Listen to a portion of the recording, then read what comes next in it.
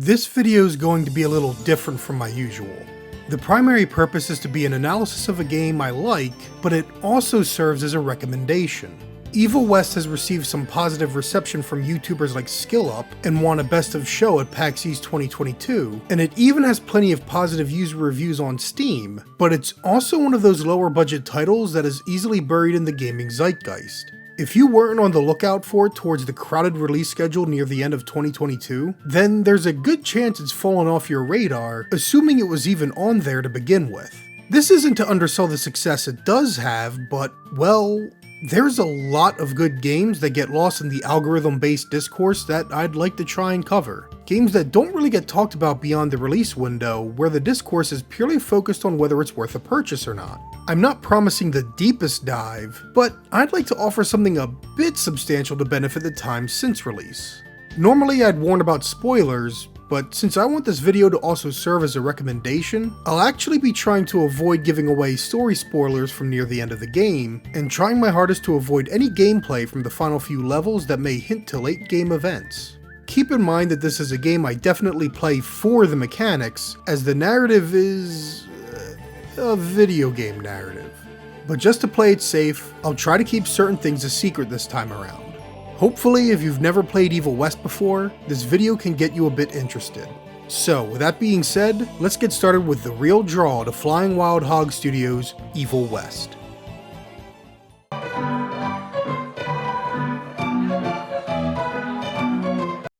Evil West can be overwhelming. There are a lot of abilities the player will be swapping between, and the further the game progresses, the more and more powerful foes the player will become surrounded by. I can see a lot of players becoming frustrated after a while, feeling as if the game doesn't give them enough space or time to react to incoming attacks, or just struggling to keep track of all of the enemies in the arena. Players may not feel powerful enough to fight against the various hordes of beasts out for their blood. It's not a stylish action game like the Devil May Cry or Bayonetta series, nor does it have the kind of weapon and gear upgrades that the new God of War has, helping players balance the difficulty after some exploration, upgrading, and patience. In fact, I was at a loss as to what kind of audience Evil West expected to have, since there's no other melee combat game quite like it. Fortunately, a developer preview from PAX 2022 helped identify the best comparison point.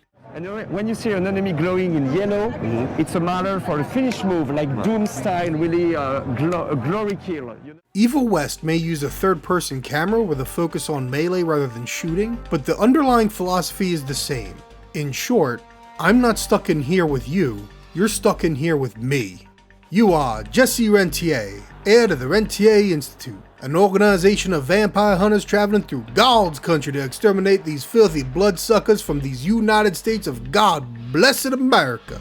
No filthy plasma gargling vampire can stand up to you in your tide-turning gauntlet of electric destruction, powered by God's own piss and vinegar distilled into blue bolts of lightning. Can I get an amen? Unfortunately, as much as I may love this game, its myriad instruments of undead destruction make it difficult to detail and discuss without sounding like an instruction manual. That said, there are a handful of pillars upon which this game is designed that I feel would be fruitful to cover. After all, it's one thing to say that Evil West is basically Doom 2016 but with melee combat, but you don't really learn anything when copying someone else's homework. Taking a few superficial traits from Doom, such as executing glowing enemies to earn health or ammo back, does not guarantee success. Fortunately, the developers at Flying Wild Hog understood two of the most important aspects of Doom 2016 and tied those concepts together in their own way: executions and crowd control. Just as in Doom 2016, executions and special kill methods are important because they can drop health and energy restoration. Health is important for, well, continued existence, and energy is necessary in order to pull off powerful moves and abilities. My personal favorite ability is the Slam, in which you launch an enemy into the air and smash them back into the ground. With enough upgrades and in a crowded enough space, you can earn the energy cost of this move back immediately after using it against some mooks. However, this requires an awareness of how much energy you have, and only using it where you know it'll take out enough foes to generate most or all of the cost back. I also like the ground pound, but that costs extra energy and doesn't get the immediate return on investment that the Slam does. If this is already sounding a bit complicated, don't worry. The game begins with a lot less abilities and fewer enemy types available. A lot less. In fact, you may be forgiven if you play the first level and become filled with a sense of dread. The only things available in the first level is your punch, kick, launch, and spike, with a revolver on the side and a healing ability with a decently balanced cooldown. This opening level is deceitfully simple, and even the toughest opponent can be made into a joke. Kick, punch, it's all in the mind. If you wanna test me, I'm sure you'll find the things I'll teach you. Sure to... The second level helps a bit with introducing the Rentier rifle and targeted weak points. When preparing a powerful attack, enemies will often have temporary targets appear that the player can snap to and shoot, interrupting the attack and dealing a large amount of damage. It's a one-shot kill for weaker foes, and for larger opponents or bosses it can even drop some health. Players will want to watch out for these targets in battle, though some are so quick it's easier to dodge the incoming attack than to try and target it. There is a very clear audible cue when the attack appears as well, ensuring the player is always aware when such an attack is incoming. I relied on the spike very early on for quick kills, but where and when you wish to spike these foes will change as the game progresses. It feels efficient to knock an enemy over a cliff or to smack them into a box of spikes or TNT early on, but these executions don't provide health or energy restoration. It's better to knock mid-level opponents like the Nosferatu-type vampires or the werewolves into these hazards, as they have about double the health of the fodder and are a bit deadlier. The fodder makes for easy executions and therefore quick health or energy recovery, while the mid-level foes take more time and effort to break down. Best to launch what numbers of them you can.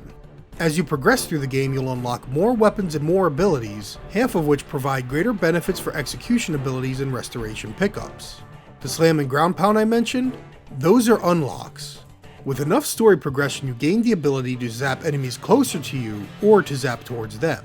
With the right upgrades, you can pull multiple enemies towards you. With another upgrade, you can knock multiple enemies into the air, while with yet another, spiking enemies into other enemies can cause an explosion.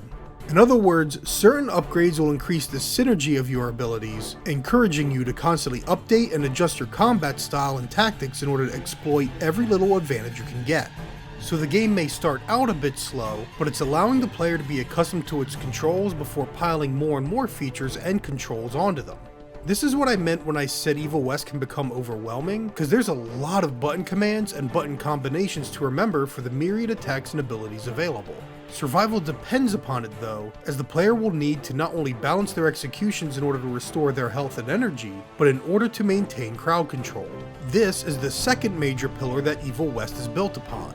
The flamethrower, the Gatling gun, the dynamite, and even the shotgun are all focused on managing and maintaining the crowd.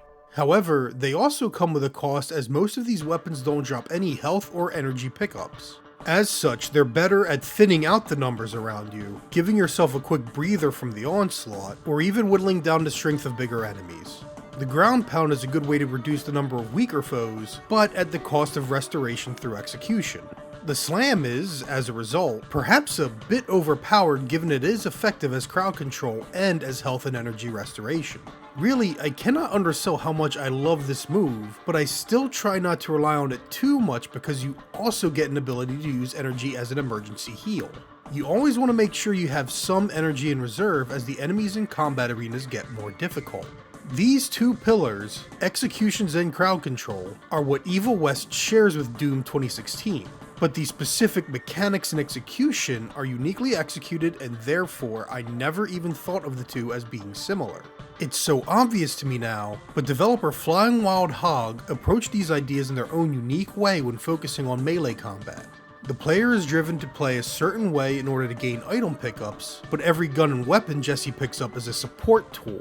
The main weapon of choice is the Gauntlet, which itself is just an extension of Jesse. So the player learns and memorizes certain combinations, and is encouraged to experiment with how and when to implement each tool in their arsenal to maximize efficiency. And at the end, there's nothing more satisfying than wiping out a crowd of opponents in as little time as possible, suffering as little harm as possible. A game that gives you all you need to feel like a powerful vampire hunting monster of a man, but leaves you vulnerable enough that you still need to learn how to best synergize your abilities. Your gauntlet, your guns, these aren't the weapon, you are. Naturally, there are a variety of enemies in the game, though it's easier to classify based on size and health than their actions. One of the most unique traits that larger foes possess is their immunity to being zapped. Unlike the comparatively weaker hordes, the player must build a yellow, diamond-shaped meter up until it is white, at which time you can just zip yourself into them and stun them for a pummeling. In other words, it's kind of a stagger gauge. You can't build this gauge up with weaponry like the Gatling gun, dynamite, or flamethrower, but must instead rely on melee punches or, for greatest impact, spikes. Recall earlier that I mentioned you'll want to spend less time spiking weaker foes over cliffs or into hazards. One of the reasons is that these mooks are the quickest, easiest source of healing or energy, but the other is that they serve a great amount of damage and stagger to these larger opponents. The Crippling Rod also provides a shortcut to stunning not just a large foe, but every beast on the battlefield. However, the effect lasts only long enough to pummel one opponent and has a bit of a cooldown, so you won't just want to release it willy-nilly.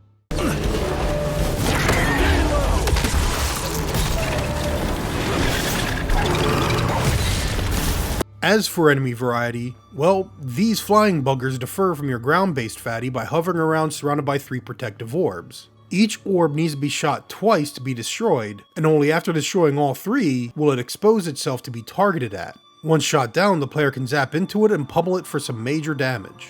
This thing will similarly cling to high up buildings or structures, also only exposing itself every so often for attack. Shooting its weak point will drop health and provide a window to zip in, stun, and pummel. The shields of these big boys need to be hit with the shotgun, punched, spiked into, or busted with dynamite to be shattered. While equipped with a shield, they can send out shockwaves and charge forward, but without their shields they are quite vulnerable.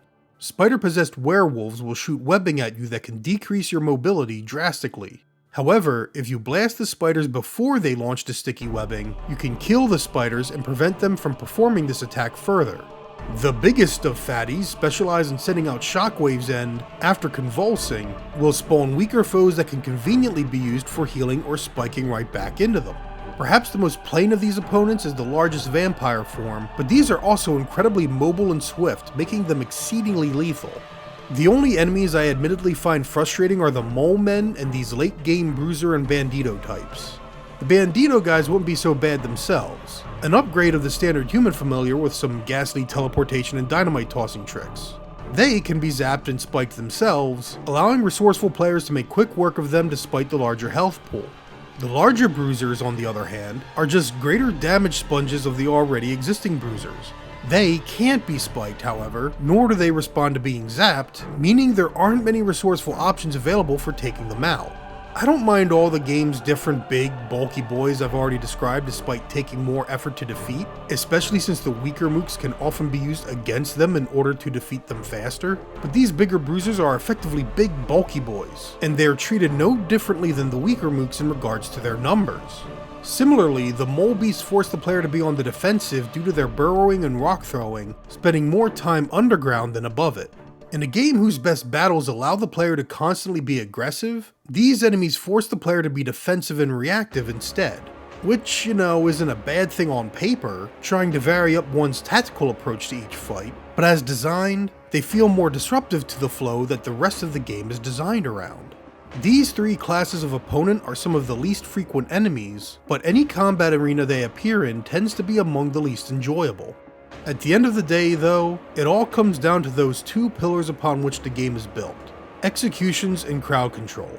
It turns out the best way to manage mooks is through intelligent execution, through effective crowd control, utilizing the battlefield and even your own foes as resourcefully as possible. Now, as far as I can tell, there's no real way to gain every upgrade in the game on a single playthrough. But this is a game designed to be replayed, which is precisely why New Game Plus is made available once the credits roll. When you select New Game Plus, the text box will inform you that the game will have tougher challenges in a manner that suggests even replaying on the same difficulty will be more difficult. As far as I can tell, though, there is no difference so far as the same difficulty is concerned. I replayed again on normal and it just felt easier due to all of my upgrades. So my recommendation, unless you want an overpowered playthrough, is to just hit up hard mode on New Game Plus. My experience with hard mode run is that enemies do hit harder, with the larger enemies dealing the most significant damage, and it also seems like there might be a tighter window for those ranged weak points, especially since it seems those attacks come closer together. I haven't been able to measure, however, and I've also not played on the highest evil difficulty. Otherwise, it's not too different, but I would recommend most players go through on normal first, then tackle hard or evil difficulties on New Game Plus.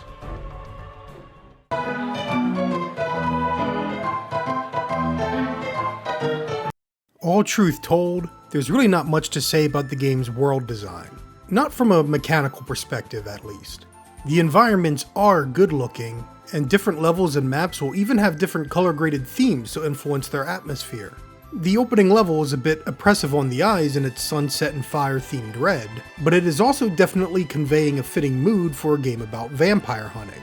The second level shows a greater variety of tones, from the bright and sunny western wastelands of a village in ruins before plunging into the cold, green-tinted cavernous depths, only to become enveloped in the blood-red beacon of this subterranean vampiric structure.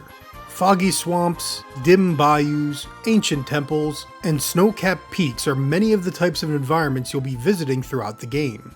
Each location is broken up so there's no two similar maps right next to each other, and they're also differentiated by the puzzles within them, their objectives, the tone of the story in that particular map, and sometimes just in the general flow of that level. The puzzles, to put it generously, aren't really complex, and, well, how you feel about them could depend on whether it's your first playthrough or a follow-up playthrough. I do not believe such micro-tasks need to be mechanically complex or mind-bending brain teasers, as they can serve as a reprieve from the constant intensity of each combat arena.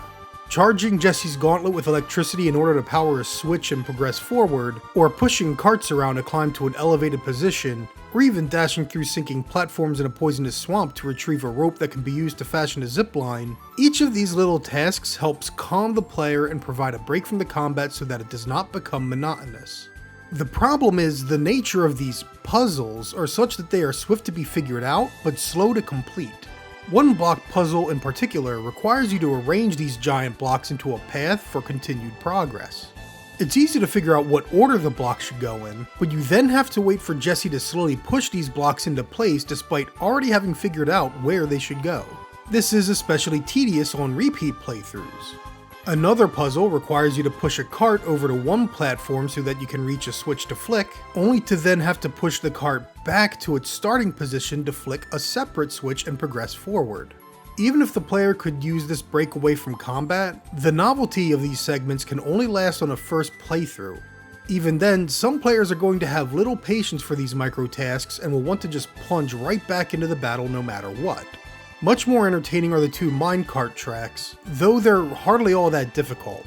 So long as you're looking roughly in the direction of the dynamite or track switch and are close enough in proximity, you can avoid death with ease.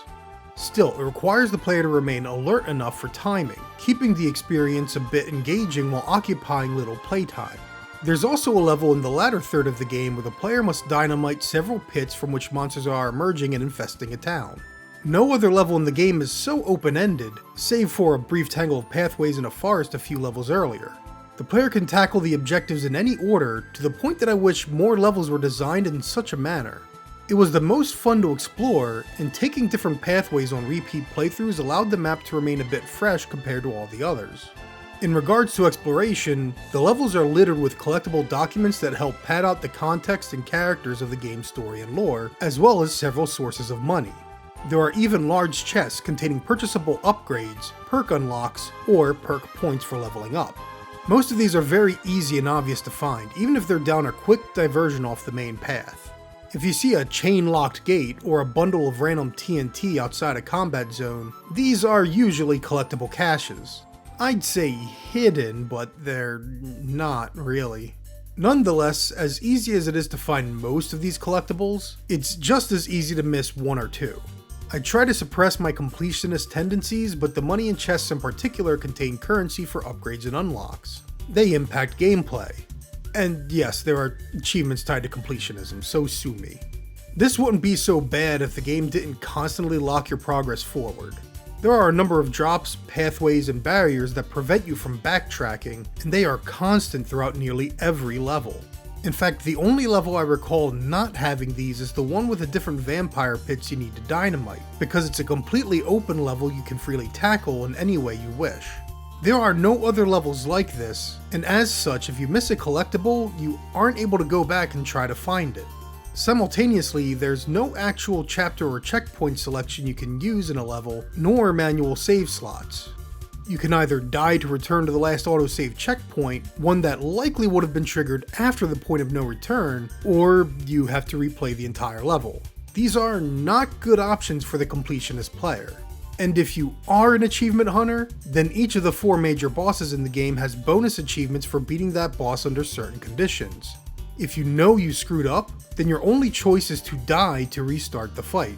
There's no manual checkpoint restart, and if you complete the fight, you have to play the entire level just to try again.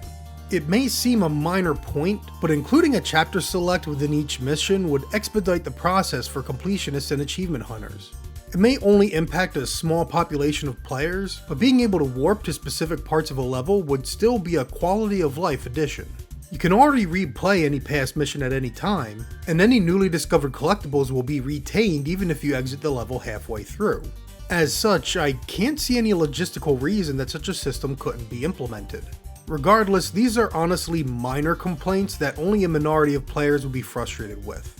At the end of the day, the levels are functional, but nothing great or amazing. They serve for the arena-based melee combat game this is, allowing the player breaks between each fight to cool down and chill for a bit. There's nothing groundbreaking or innovative here, but there doesn't need to be either. Moreover, once you have found each collectible and earned enough money to purchase every weapon upgrade, there's really no exploration in the game. You just sprint forward, punch some undead, then sprint to the next arena, occasionally whipping across a ravine, shooting down a chain, pushing a cart, or flicking a switch in order to progress to the next arena. The best thing the levels do is pace the arenas just enough that, even when you're sprinting on through as fast as possible, you have a bit of a breather between each fight.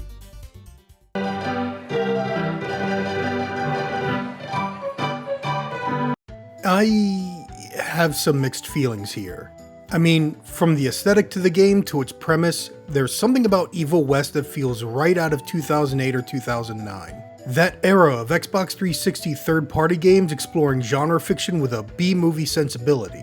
Yet, Evil West also defies those expectations by being better written than those old games with a far more likable protagonist and villain. There's even some traces of themes and parallels running through this story. Too bad the rest doesn't measure up. I think the bookended cutscenes for the first level demonstrate it perfectly. We begin with a series of exciting cuts between our heroes on horseback and the train they pursue, Jesse and his old companion Edgar shouting out some exposition as they hurry to race the train. However, at the mention of a fellow named Chester Morgan, the camera awkwardly cuts to a man inside of a train car. No doubt this sounds like a nitpick, but visually, the shots of the train and our heroes have similar color and brightness, as well as conveying forward momentum. Chester, on the other hand, is in a dimly lit container and is stationary. It's almost like being on a roller coaster only for it to suddenly jolt to a stop, then to jerk forward and keep moving again. Were it only cutting between our heroes, Jesse and Edgar, and then the train, it would more clearly convey the race of literal horsepower to intercept the speed of this locomotive. It would also communicate the conflict between tradition, riding a horse for travel, and scientific progress, the locomotive. A conflicting dynamic that will serve the game's story. Of course, they keep cutting to Chester Morgan so you know who our protagonists are talking about, even though it clarifies nothing. There's nothing to indicate why he's important. In fact, we didn't even need to know who he was. They could have kept their target a mystery, misleading the audience into thinking our protagonists were potential train robbers, discovering a cargo more deadly and unnatural than they were bargaining for, only to reveal at the end of the level that our heroes are vampire hunters. Oh yeah, to that end, get rid of the exposition at the start. I hate exposition at the start of a story, but for some reason it feels especially egregious in games. It's far more satisfying and impactful to learn the details of the world organically, and video games have the advantage of doing so not just through cutscenes or dialogue, but through the environment or lore documents. You know, like the myriad documents you could find scattered throughout each level, or upon meeting a new character, or upon defeating an enemy. But even this level's closing cutscene is awkwardly done. Jesse and Edgar shove the target vampire Chester's head through the side of the train car, burning him in the sun, and the cuts are just poorly framed and zoomed in. A better frame for this shot would have been to start with them grabbing Chester, only to then cut to the exterior of the train car with the setting sun visible in the background, bursting Chester's head through the side of the car silhouetted before it. Same action, but storyboarded in a way that would be a lot less jarring in the editing and perhaps even amusing. That all said, the opening level is the only part of the game with editing and cutting handled in a manner that I noticed it that much. The game does what you expect from cutscenes, but when it tries to do something creative, it falters and looks sloppy instead. In regards to characters that aren't Jesse Rentier or the villainous Felicity DeBano, Chester Morgan is one of the few good supporting cast members in this game, which is why it's a shame he vanishes for most of its duration after the second level. When we finally see him again, it's one of the best scenes in the game, but also feels a bit out of place with the mood set by the rest of the story up to that point.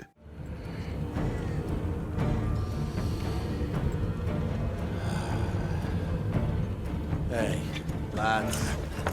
Wait. I wanted to know! Ah, what the hell? I was going to tell you everything! I even got you some wine! What is wrong with you? Sorry, Chester, force of habit. If there were other scenes like this in the game, it would be great. There's a hint of subversion here without too much postmodern obnoxiousness. The game doesn't waste time reveling in how clever it thinks it is, cutting immediately to the more serious story stuff. It's good, and Chester as a character is good. Which is why it's so disappointing we spend so much time with Virgil and, to a lesser extent, Bloom instead. They want Virgil to be this quirky, excitable, nerdy type, assuming that he'll immediately be endearing to the audience, but I just don't care. I don't care what he has to say, I don't care about his geeking out, and to make matters worse, Bloom is the exact same personality type. Some ticks have gotten loose in the basement, and, A what got out of what now? it was an honest mistake. I was taking the liberty to experiment with some ticks we captured, and things got out of hand. Mr. Jesse, before you go all red and do that angry maniac thing you do, maybe we could consider it a great opportunity. You make it so hard to like you, Verge. You know that, right? This better work, or there's gonna be a gauntlet malfunction on your face. I ain't got time to be cleaning up every mess you nerds make. Admittedly, having characters from the late 1800s using more modern vernacular is, well, it's not what I signed up for, but the voice actor for Jesse Rentier, Derek Hagan, does a great job of really bringing Jesse to life. Son, part of being a hero is knowing when to let people help you. Even Jesus had his disciples. Yeah, but one of them turned out to be kind of an asshole. I'm not going to say the character is deep, but the writing and performance are certainly more charismatic than most heroes from that 2008 or 2009 era from which this concept feels fitting. Of course, part of that is the nature of game development, right? Evil West has the feel of a game built with mechanics and set pieces first, a story second, and the writers brought in late to try and tie things together the best they could. So the majority of dialogue will be spent discussing objectives and justifications to go crawling around in a swamp or a flooded oil field, adding some flavorful characterization when possible. However, the cast is a bit too big for the game's britches to provide enough depth to everyone, which is why a character like Virgil is made such a caricature. Eccentric, excitable, and, well, annoying. Scott Bloom is a missed opportunity for some variety. His biography explains that his family died due to his father experimenting with the occult, causing him to grow up alone, surrounded by books and grimoires cataloging monsters and magics of the darkness. You'd think his personality would somehow reflect this, but instead... Foul blood! Precisely, sir. Splendiferously observed. This feels like whoever wrote his dialogue and directed his voice actor had no clue what his background was supposed to be. Given his lifelong solitude, you'd think maybe he'd be a man of few words, speaking only when necessary, a vocabulary befitting someone that's well-read. Something along the lines of, "Curious, they've enhanced the creature's physical prowess, and yet its mental faculties have been diminished." Or, "Ah, your battle-hardened perspective is most insightful, Agent Rentier. A powerful beast fueled by bloodlust needs no greater thought process than merciless, carnal appetite upon the battlefield." I know, not the most creative dialogue or characterization, but it would at least provide some variety in Evil West's cast. You can tell the game wants you to like Virgil, Bloom, and Amelia Caldwell, leader of the Calico branch of the Rentier Institute. But honestly, I just feel very little for these characters. Should any of them die, I would feel nothing. Even Edgar, who I want to like, feels like they're just trying too hard to make me like him.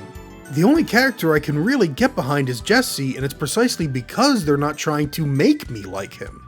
It's like the advice you'd give some young teenager worried about fitting in. What really matters is having confidence and being yourself. Now, this is typically awful advice because being confident and being yourself doesn't guarantee that anyone will like you. But if you try to be liked, people will notice and people will be less likely to like you. They're more likely to find you annoying, and yes, I've been focusing purely on Virgil this entire time for that very reason. They tried too hard, and as a result, I don't like him. But as I said earlier, it's not just Jesse I do like, I also like the villain Felicity. Humans build empires in the name of progress, with no thought spared for those paying the mortal cost of their quest for glory. That is true vampirism!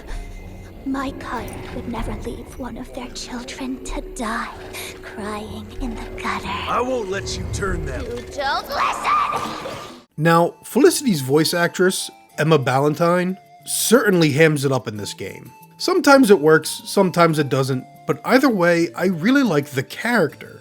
What works with her as a villain is that she's in the same position as Jesse. They are both heirs to that which their fathers built. Fathers whose intelligence led towards innovation and progress in wartime. However, that progress is a contrasting mirror. Jesse Rentier's father harnessed science and the elements to develop more advanced weapons of war to fend against the darkness, whereas all of the inventions of Felicity's adoptive father, Peter Dabano, resulted in more primitive, bloodthirsty, mindless creatures.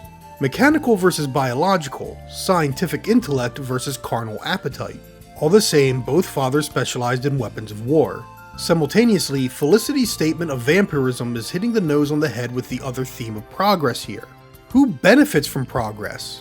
Evil West includes Assistant Secretary of War James Harrow as a bit of a strawman character to represent the kind of wealthy parasite looking to line his own pockets with gold, treating others as inferior or even expendable. Vampires may use humans as sheep to feed upon, but so too does Harrow treat soldiers and women as cattle from which to benefit and profit. The game offers no overall message to these themes, at least none that I can decipher without projecting my own biases onto them. This is good! It encourages the player to question the assumption of progress as being inherently progressive and good, but it doesn't make a judgment either way as the game doesn't represent a biased use or perspective of advancing technology.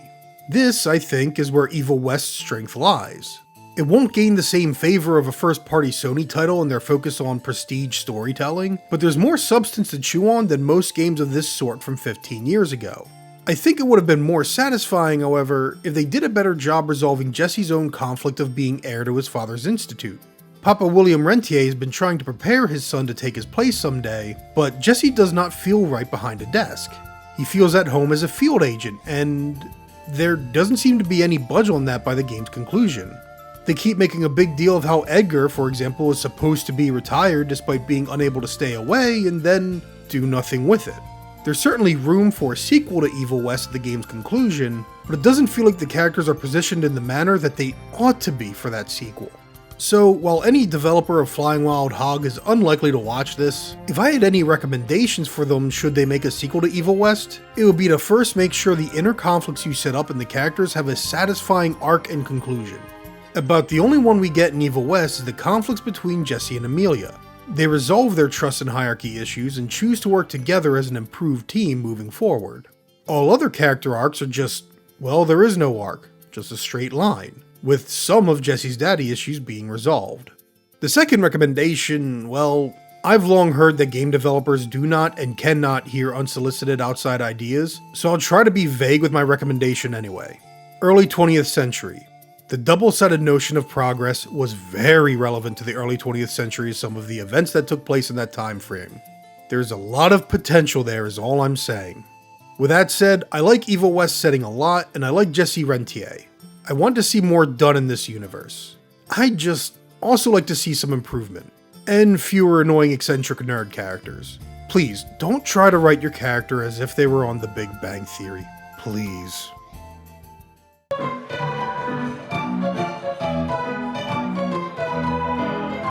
Evil West is what I like to think of as a gamer's game, with nice, skill-based mechanics that can be mastered over time. The design begs the player to come back and take on harder difficulties and to maximize that achievement score, or to at least conquer it at the highest difficulty. To perhaps even start a fresh new save on hard, and maybe even a fresh no upgrade save on evil difficulty. Just maybe do one playthrough a year or every few months, and not 3 in the span of a few weeks like I did for this video. If you stuck with me through the whole analysis, then firstly, thank you. But I also hope you've been convinced to give the game a try for yourself if you haven't already. At the time of writing, it is on Game Pass, so if you have Game Pass, you're able to play it for quote-unquote free. And if you do play it, report back to me and let me know if you agree or think I'm full of crap. If you have already played the game, then let me know your thoughts. Do you agree, or do you think I'm way off? Either way, let me know in the comments. This isn't the only game I plan to cover like this. There's a lot of titles out there I enjoyed that aren't exactly the most popular or well known, and honestly, it feels good to cover something that's just fun. Doesn't have to be breaking new ground, doesn't have to have pretensions, just needs to focus on being fun to play. We need more games like that, and I hope to encourage you to check some of them out. I'll still be doing some, major, well-known releases of course, but every once in a while I want to do something more like Evil West. Thank you for watching. Until next time.